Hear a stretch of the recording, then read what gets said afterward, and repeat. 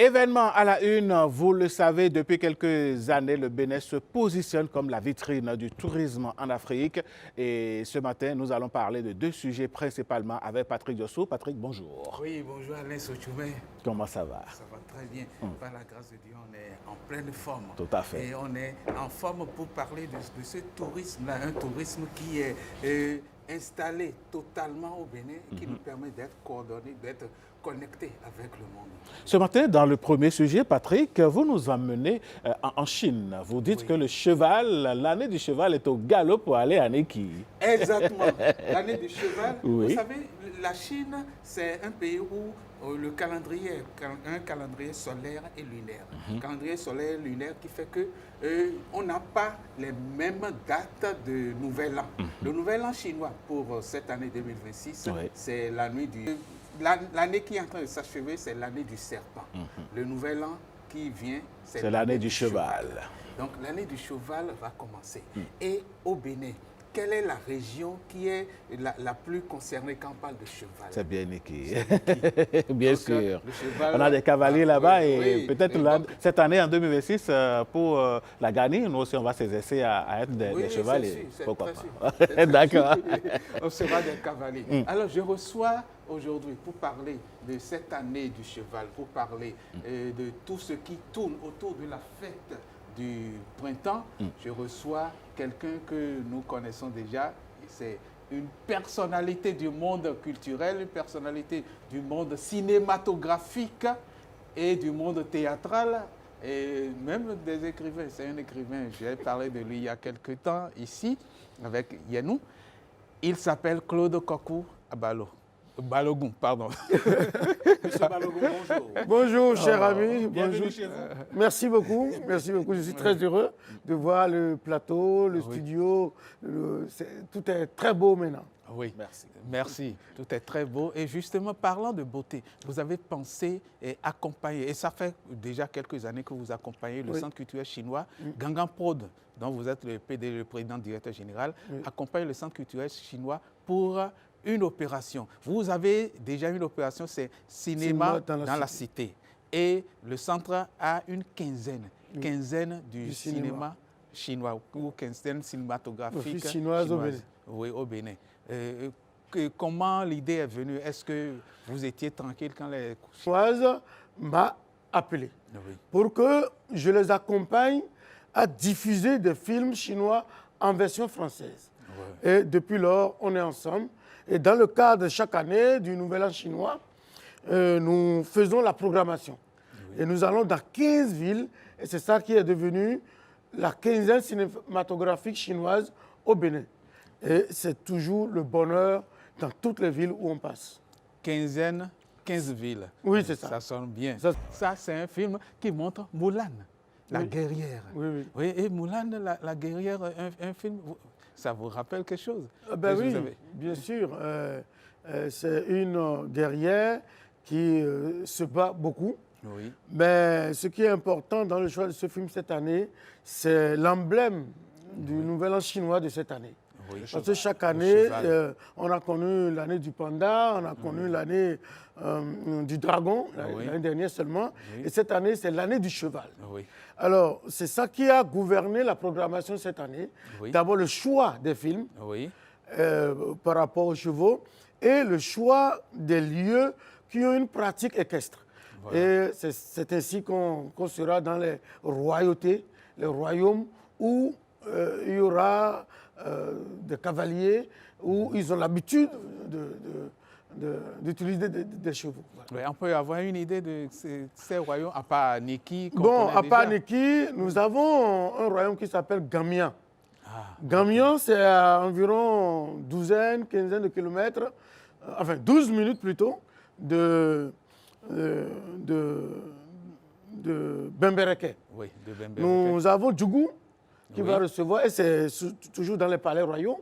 Nous avons Natitengu, et là, ce n'est pas dans un palais, mais c'est dans un quartier chaud de Natitengu.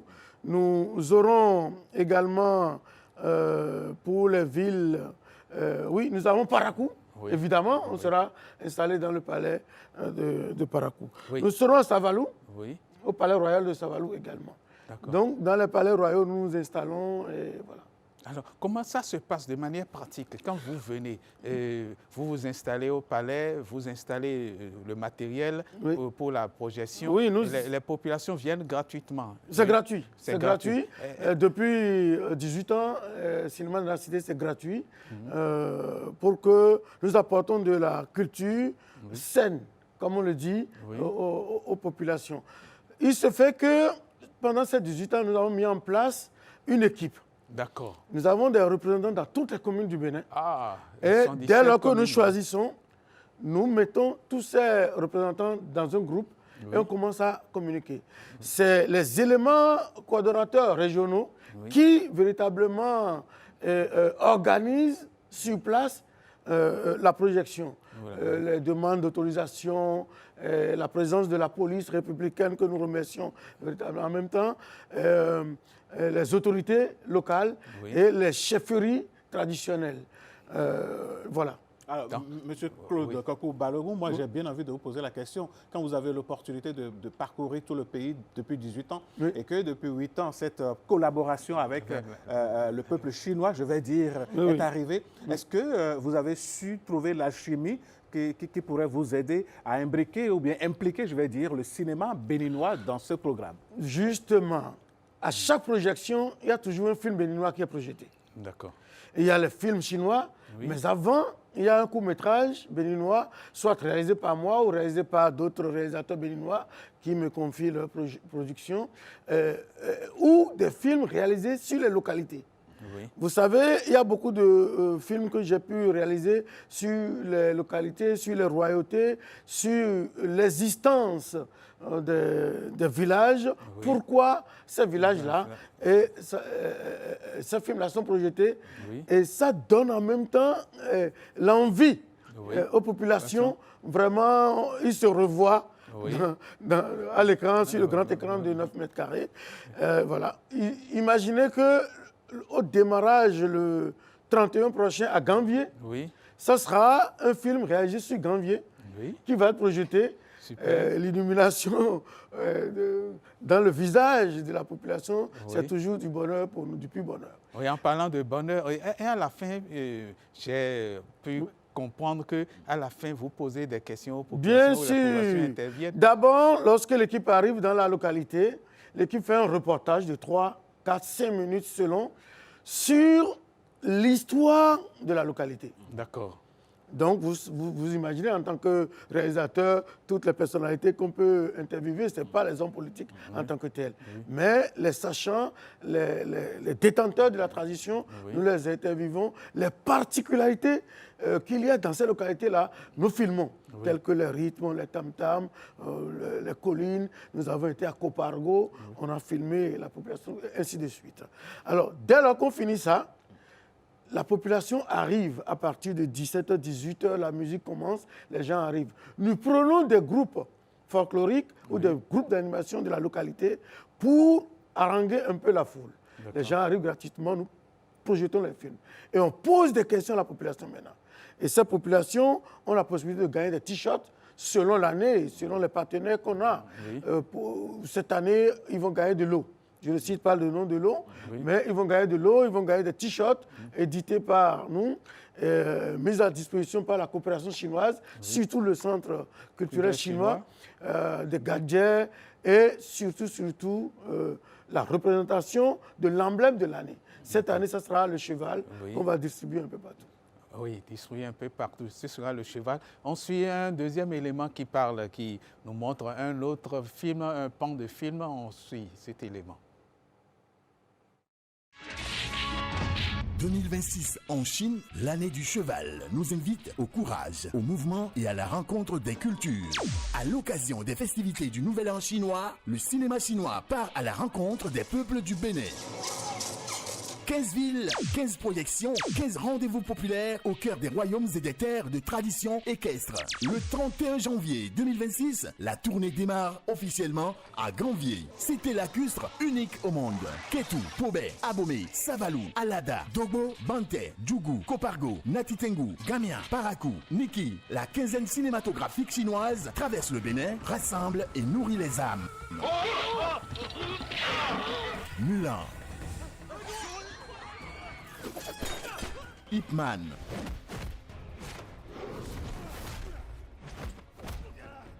Détective D,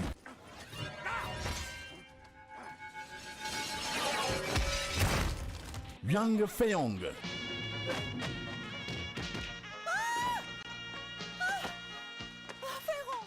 des films chinois en version française projetés gratuitement sur écran géant. Le 28 février 2026, la grande clôture aura lieu à Porto Novo, capitale du Bénin. Quinzaine de la tournée cinématographique chinoise au Bénin 2026 avec le Centre culturel chinois au Bénin et Ganga Productions, le cinéma en partage. Oui, tout est dit. Tout est dit.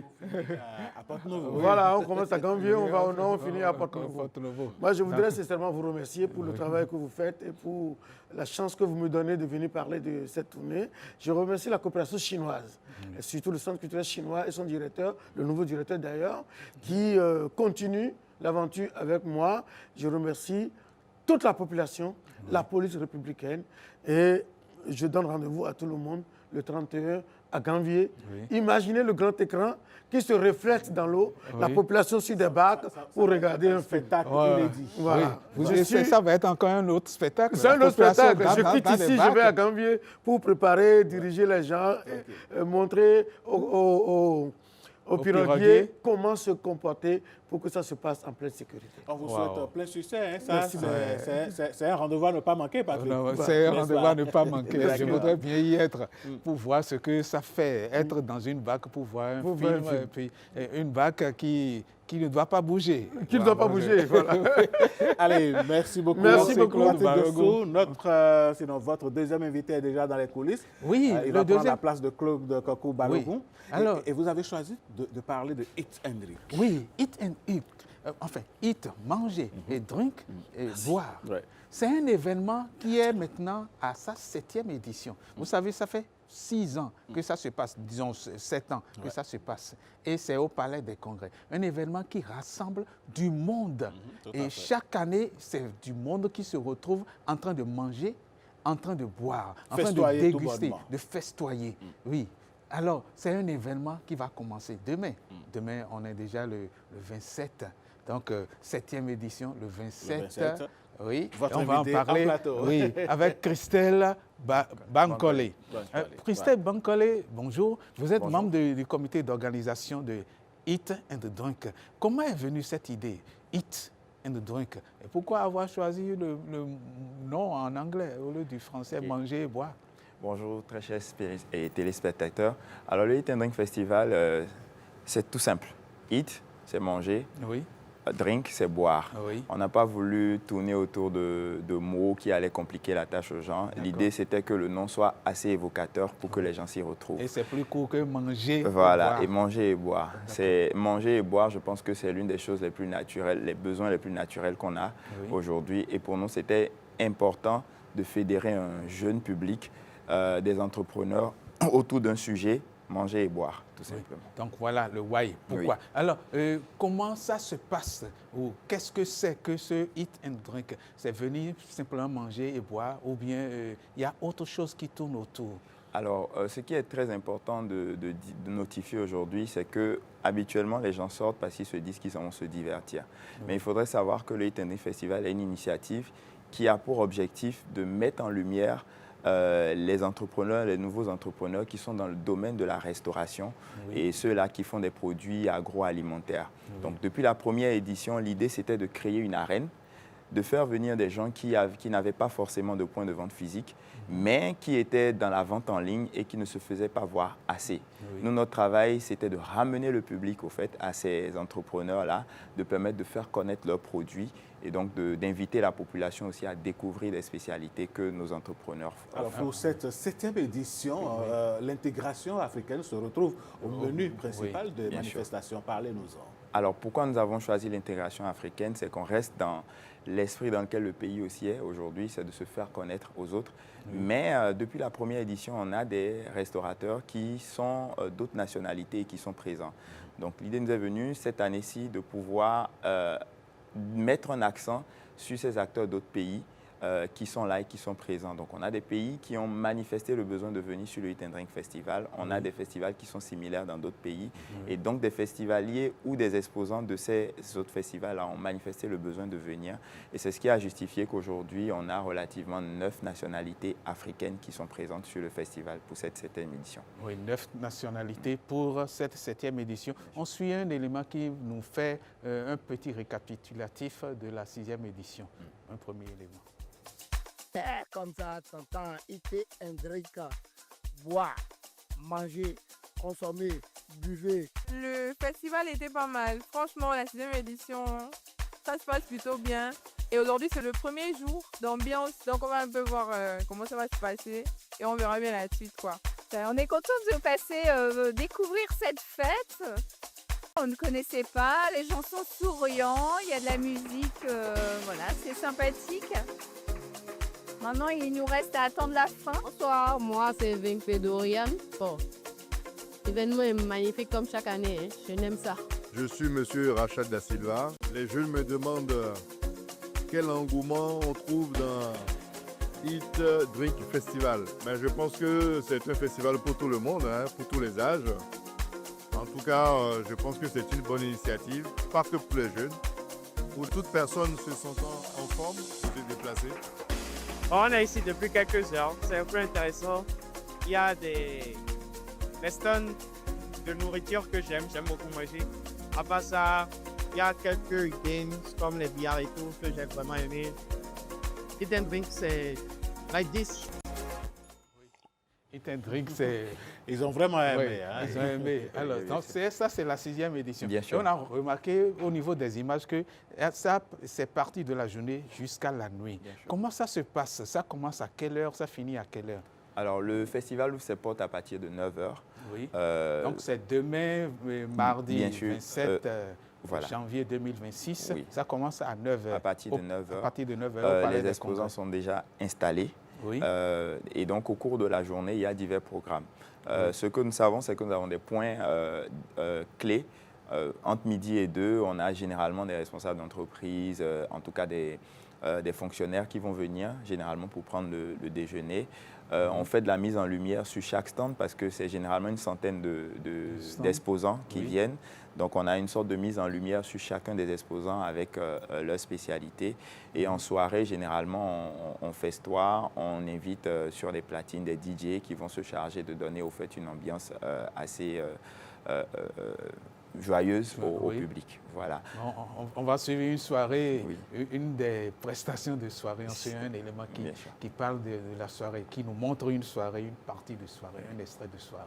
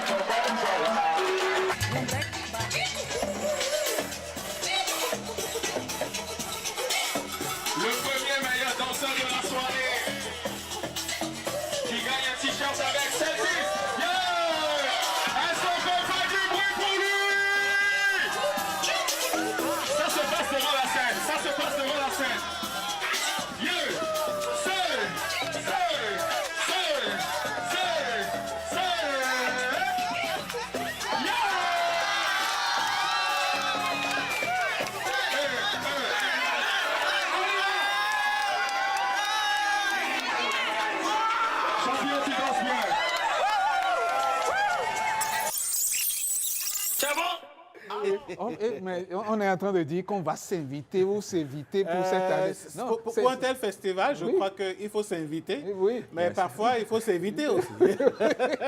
Mais vous avez vu, c'est cet engouement-là, la danse le soir, donc toute la journée. Et il y a d'autres images qui vont venir tout à l'heure qui vont montrer qu'en journée, il y a encore d'autres jeux, comme des jeux de sac, sauts de...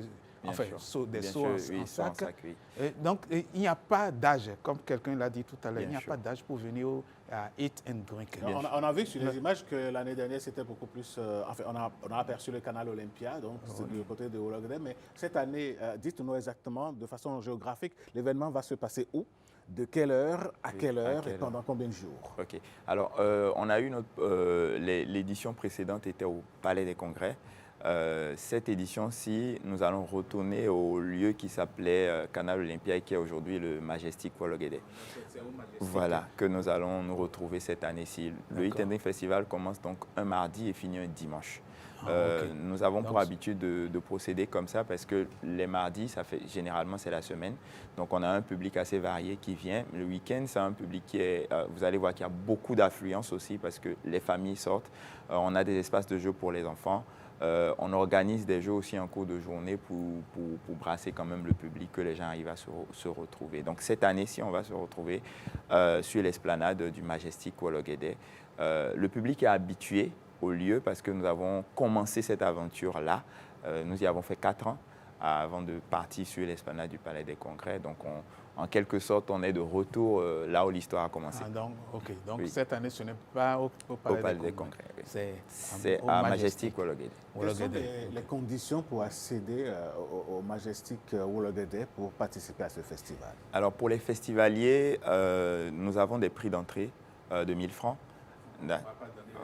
D'accord. Mais c'est ouvert quand même à tout le monde? C'est ouvert au public. D'accord. Oui. D'accord. OK. Alors, et vous avez évoqué des festivaliers qui vont venir de l'étranger. Est-ce qu'ils viennent déjà avec leur mais est-ce qu'ils sont déjà installés ici? Ce sont des festivaliers qui sont ici ou bien ils vont venir carrément vraiment de l'étranger? Alors, je peux vous dire officiellement qu'on a quand même 3 nationalités qui sont invitées. Donc, ce sont des restaurants qui ne sont pas sur le territoire béninois, mais qui vont venir quand même pour présenter leur spécialité. Ils viennent essentiellement du Togo, de la Côte d'Ivoire et du Sénégal. Les autres nationalités, parce qu'il faut dire quand même qu'il y a beaucoup de restaurants, par exemple d'autres origines qui sont ici, ils avaient déjà l'habitude d'être sur le festival et pour nous, c'était tout simplement une façon de les mettre en lumière davantage. Donc, ils sont sur le territoire et ils vont pouvoir s'installer ici. D'accord. Merci. Eat and Drink Festival, oui, Cotonou. Oui. Donc, ça commence demain. Oui. Majestic à Wologede, d'accord? De 9h à... On finit généralement à 1h du matin. 1h du matin. Donc, le show peut les gens peuvent continuer à se restaurer, mais voilà, pour respecter quand même l'environnement, on a des périodes où on s'arrête à 1h du matin. À 1h du matin. Et la sécurité est assurée? Sécurité assurée, nous prenons toutes les dispositions. Nous avons aussi l'accord des autorités donc on vérifie chaque détail avant de... Parce que nous drainons quand même près de 40 000 festivaliers chaque année. Donc nous vérifions tous ces détails-là de sorte à ce que le public soit en sécurité. 40 000 festivaliers. Nous avons fini donc par nous dire on y sera. Tout le monde y sera. Donc Eat and Drink 2026, on y sera. Nous allons partir d'ici, oui, pour dire que cette semaine, déjà, on commence par annoncer ce qui va venir dans quelques jours, dans une quinzaine de jours, non, plus d'une quinzaine de jours. Et c'est quoi? Mais c'est le 14 février.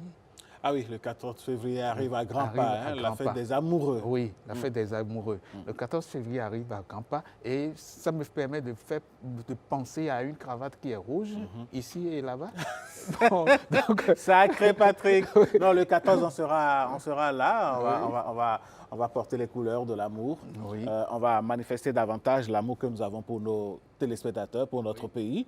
Et on fera aussi montre de l'amour que nous avons les uns pour les autres, donc ne vous en faites pas. Donc, on va préparer tout ça ensemble. On va préparer ensemble. Allez.